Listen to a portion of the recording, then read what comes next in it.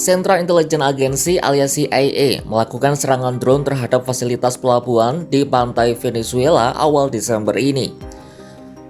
Hal ini diungkap oleh seorang sumber yang mengetahui masalah tersebut, melansir laporan CNN pada Selasa 30 Desember 2025. Meski belum pernah dipublikasikan, serangan drone itu menargetkan dermaga terpencil yang diyakini Amerika Serikat digunakan oleh kelompok Tren de Aragua untuk menyimpan narkoba dan memindahkannya ke kapal pengiriman selanjutnya. Menurut pejabat itu, tak ada seorang pun yang berada di fasilitas itu saat serangan terjadi, sehingga tidak ada korban jiwa. Sementara dua sumber lain mengatakan pasukan operasi khusus AS didukung oleh intelijen untuk operasi tersebut. Ini sekaligus menggarisbawahi keterlibatan CIA di wilayah tersebut. Tetapi hal ini dibantah oleh juru bicara Komando Operasi Khusus AS, Kolonel Ali Weiskopf.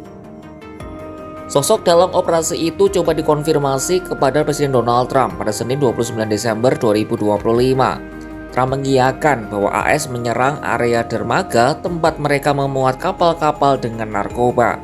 Can you say anything more about the explosion in Venezuela that you mentioned in a radio interview?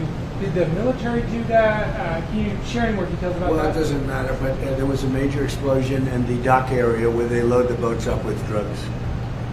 They load the boats up with drugs, so we hit all the boats, and now we hit the area. It's the implementation area. That's where they implement, and that is no longer around. Namun, ia menolak berkomentar ketika ditanya apakah serangan itu diotaki oleh CIA.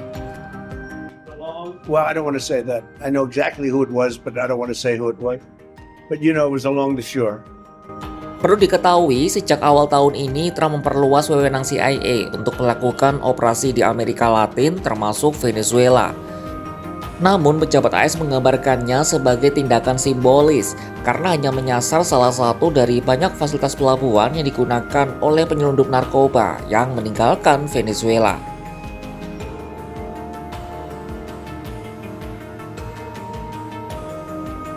Sementara di dekat Venezuela, Washington terus menyiagakan jet tempur, drone, dan kendaraan tempur darat mereka, tepatnya di Puerto Rico. Tampak belasan jet F-35 hingga Hercules C-130 berjejer rapi seperti parkiran mobil di area terbuka. Skuadron jet tempur F-35B Lightning II milik Korps Marinir AS juga telah dikirim, begitu juga dengan drone tempur.